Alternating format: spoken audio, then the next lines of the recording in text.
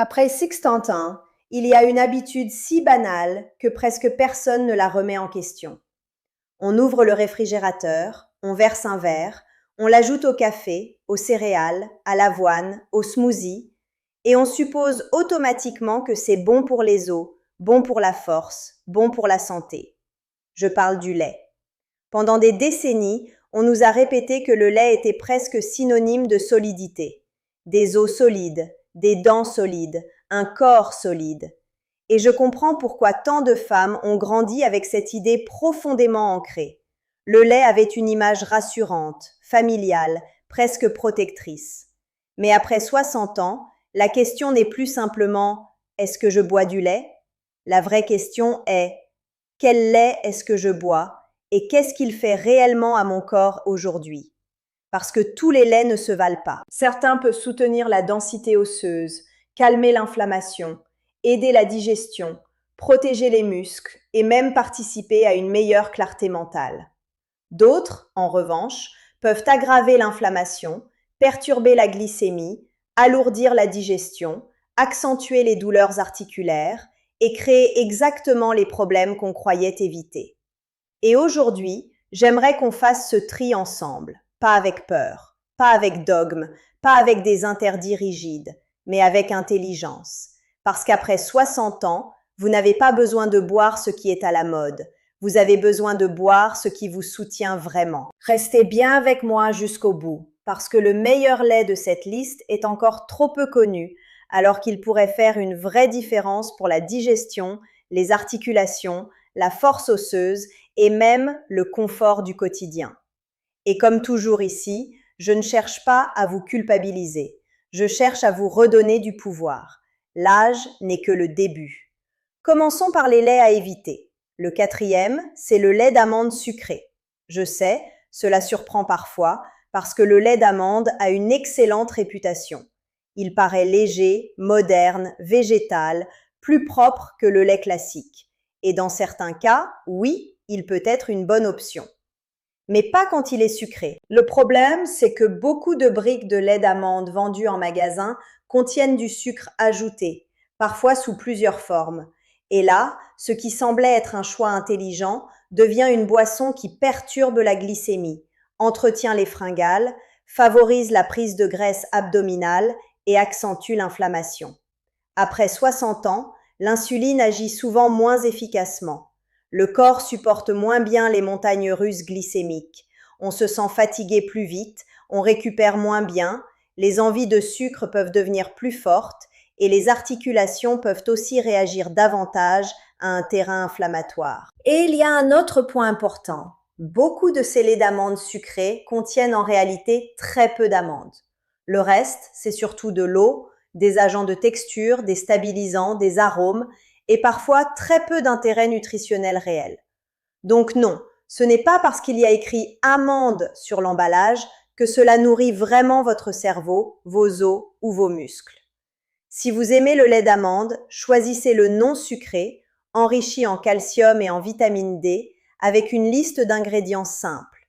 Là oui, cela peut devenir une option beaucoup plus intéressante. Le troisième lait à éviter, c'est le lait d'avoine non enrichi. Là encore, il a une très bonne image. Il est tendance, crémeux, facile à trouver, souvent présenté comme doux pour la digestion et bon pour le cœur. Mais le mot important ici, c'est non enrichi. Pourquoi ? Parce qu'après 60 ans, les besoins en calcium, en vitamine D et parfois en magnésium deviennent centraux. Si vous buvez régulièrement un lait végétal qui n'apporte pratiquement pas ces nutriments, vous pouvez donner à votre corps un liquide agréable, certes, mais qui ne participe pas vraiment à la protection de vos os. Et ce n'est pas tout. Le lait d'avoine peut aussi être plus riche en glucides que beaucoup de femmes ne l'imaginent. Chez certaines personnes, cela favorise des pics de glycémie, puis des baisses d'énergie, puis des envies de grignoter. Encore une fois, ce n'est pas forcément dramatique en soi, mais dans un corps déjà plus sensible au sucre, cela peut devenir un facteur de fatigue et d'inflammation supplémentaire. Beaucoup de produits du commerce ajoutent aussi des huiles, des gommes, des stabilisants. Et pour un ventre sensible, un intestin irritable ou une digestion plus lente, ce n'est pas toujours une bonne nouvelle. Donc si vous aimez le lait d'avoine, très bien, mais choisissez-le non sucré et enrichi avec un profil nutritionnel réellement utile.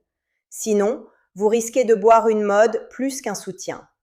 Le deuxième lait à éviter, c'est le lait sans lactose aromatisé. Sur le papier, cela semble presque parfait. Pas de lactose, donc moins de ballonnement. Un goût vanille ou chocolat, donc plus de plaisir. Et pourtant, c'est souvent un piège. Ces versions aromatisées contiennent fréquemment beaucoup de sucre ajouté, parfois des arômes artificiels, des épaississants et d'autres ingrédients qui peuvent perturber le microbiote, favoriser la prise de graisse abdominale, accentuer les variations de glycémie et alimenter l'inflammation. Et ce qui me frappe souvent, c'est la manière dont ces produits jouent sur un vrai besoin.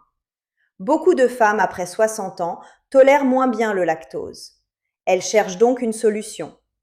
Mais au lieu de leur offrir une option simple et propre, on leur vend une boisson plus douce au goût, mais beaucoup plus agressive sur le plan métabolique. Ce n'est pas parce qu'un produit résout un inconfort digestif qu'il soutient réellement la santé globale. Si vous avez besoin de lait sans lactose, choisissez-le nature, sans sucre ajouté, sans parfum, sans complexité inutile. Votre corps n'a pas besoin d'être séduit, il a besoin d'être respecté. Et maintenant, le lait numéro 1 à éviter après 60 ans, le lait de vache conventionnel A1 ultra transformé. Je sais que ce sujet peut être délicat, parce que c'est le lait avec lequel beaucoup de personnes ont grandi. Il représente quelque chose de familier, de traditionnel, de presque affectif. Mais après 60 ans, ce n'est pas parce qu'un aliment a toujours été là qu'il continue à vous convenir. Le problème ici est multiple. D'abord, il y a la protéine A1, que beaucoup de corps tolèrent moins bien que d'autres formes de protéines laitières. Chez certaines personnes, elle peut favoriser un terrain inflammatoire, accentuer les inconforts digestifs, la lourdeur, les ballonnements et parfois même contribuer à un ressenti plus diffus de fatigue ou de brouillard. Ensuite, il y a le niveau de transformation. Quand un lait est très traité, ultra transformé, ultra chauffé, on s'éloigne encore davantage d'un produit simple. Certaines protéines deviennent plus difficiles à digérer. Le plaisir reste peut-être, mais la douceur pour le corps n'y est plus toujours. Et après 60 ans, quand l'acidité gastrique est parfois plus faible, quand la digestion est plus lente, quand l'inflammation est déjà plus présente, cela compte. Je ne dis pas que ce lait convient à personne. Je dis simplement qu'il est souvent gardé par habitude, alors qu'il n'est plus forcément le meilleur choix pour un corps mature. Maintenant, passons à ce qui peut vraiment aider. Le quatrième bon lait, c'est le lait de chèvre. C'est l'un des plus sous-estimés, et pourtant, beaucoup de femmes le digèrent mieux que le lait de vache classique. Il a une structure différente, souvent plus douce pour certains systèmes digestifs. Pour celles qui se sentent ballonnées, lourdes ou inconfortables après le lait de vache, cela peut être une très belle piste. Le lait de chèvre apporte aussi du calcium, du phosphore et d'autres nutriments intéressants pour la santé osseuse. Et je trouve qu'il a cette qualité rare d'être à la fois nourrissant et souvent plus tolérable. Choisissez-le le plus simple possible, sans sucre ajouté, sans arôme, et observez votre corps. La digestion vous dira souvent très vite si vous êtes sur la bonne voie. Le troisième bon choix, c'est le lait d'amande non sucré et enrichi. Là, on retrouve enfin une version intéressante. Pas de lactose, très peu de sucre naturel, une sensation légère et lorsqu'il est enrichi correctement, un apport utile en calcium, vitamine D, parfois magnésium. Pour les femmes qui veulent réduire les produits laitiers, alléger leur digestion ou mieux contrôler leur glycémie, c'est souvent une option pratique et cohérente. J'aime particulièrement ce choix pour les femmes qui ont des douleurs articulaires, un terrain inflammatoire ou une sensation de lourdeur avec les laits classiques. Ce n'est pas magique, bien sûr, mais cela peut faire partie d'un ensemble plus apaisant pour le corps. Le deuxième bon lait, c'est le kéfir. Et là, vraiment, nous entrons dans quelque chose de très intéressant. Le kéfir n'est pas simplement un lait. C'est un aliment vivant, fermenté riche en bonnes bactéries. Après 60 ans, cela peut faire une vraie différence parce que la qualité du microbiote influence énormément la digestion, l'immunité, l'absorption des nutriments, l'inflammation et même, dans une certaine mesure, le moral et la clarté mentale. Beaucoup de femmes sentent qu'avec l'âge, leur ventre est devenu plus délicat. Elles digèrent moins bien, elles gonflent plus vite, elles tolèrent moins de choses. Parfois, au fond, ce n'est pas seulement une question de sensibilité, c'est aussi une question de microbiote appauvri, de terrain digestif fragilisé, de système inflammatoire plus actif. Le kéfir peut aider à soutenir cet équilibre.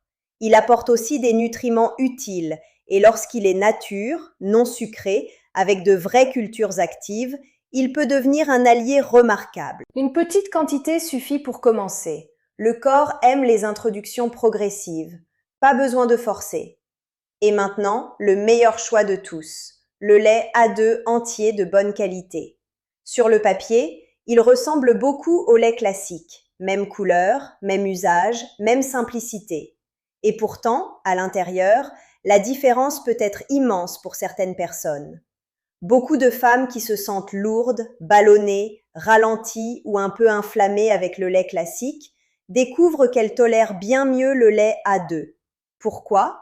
Parce que la protéine y est différente et souvent mieux acceptée par certains systèmes digestifs sensibles. Ce que j'aime dans le lait A2, c'est qu'il permet parfois de retrouver les avantages du lait, calcium, protéines, vitamines, confort d'usage, sans le même niveau d'inconfort. Pour les femmes qui aiment un vrai lait, qui veulent quelque chose de nourrissant, rassasiant, pratique et qui ne souhaitent pas forcément se tourner vers les alternatives végétales, cela peut être une très belle solution. Idéalement, choisissez-le entier, peu transformé, sans sucre ajouté et de bonne qualité. Les matières grasses naturelles, lorsqu'elles sont bien tolérées, aident aussi à la satiété et à l'absorption de certains nutriments. Alors, comment utiliser ces laits au quotidien avec plus d'intelligence ? Le lait de chèvre peut très bien accompagner un petit déjeuner simple. Le lait d'amande enrichi peut servir de base à un smoothie avec des fruits peu sucrés ou des graines. Le kéfir peut être pris en petite quantité avec un repas ou intégré dans une routine digestive. Le lait hâteux peut être utilisé dans l'avoine, le café ou simplement en verre tiède le soir si cela vous convient. Ce qui compte, ce n'est pas la perfection. Ce n'est pas de suivre une mode. Ce n'est pas d'acheter le produit le plus cher ou le plus tendance. Ce qui compte, c'est votre réponse corporelle. Je le dis souvent parce que c'est une vérité profonde après 60 ans. La santé devient plus personnelle. Le corps supporte moins les généralités. Il vous oblige à être plus fine, plus présente, plus attentive. Ce qui convenait à votre voisine, à votre sœur ou à votre version de 35 ans ne vous convient pas forcément aujourd'hui. Et ce n'est pas un échec, c'est de la maturité. Alors retenez ceci. Évitez le lait d'amande sucré. Évitez le lait d'avoine non enrichi. Évitez les laits sans lactose aromatisés. Et soyez très vigilante avec le lait de vache A1 conventionnel très transformé si vous avez de l'inflammation, des douleurs articulaires, des inconforts digestifs ou une sensation diffuse de lourdeur. À l'inverse, pensez au lait de chèvre. Pensez au lait d'amande non sucré enrichi. Pensez au kéfir. Et regardez de près le lait A2 de bonne qualité si vous aimez le lait et souhaitez une option potentiellement mieux tolérée. Vous n'avez pas besoin d'avoir peur du lait. Vous avez besoin de sortir de l'automatisme. Parce qu'un verre versé machinalement chaque jour peut soit nourrir votre avenir, soit l'affaiblir doucement. Et vous méritez mieux que cela. Vous méritez des choix qui soutiennent vos os, des choix qui respectent vos articulations, des choix qui protègent votre énergie, des choix qui n'ajoutent pas plus d'inflammation à un corps qui a déjà tant porté. Prenez quelques minutes aujourd'hui pour regarder ce qu'il y a dans votre réfrigérateur. Pas avec culpabilité, avec honnêteté. Demandez-vous simplement, est-ce que ce lait m'aide vraiment ? Parfois, une vie plus légère, plus stable, plus confortable commence avec une décision aussi simple qu'un changement de brique dans le réfrigérateur. Prenez soin de votre digestion, prenez soin de vos os, prenez soin de votre clarté. Et n'oubliez jamais ceci, l'âge n'est que le début.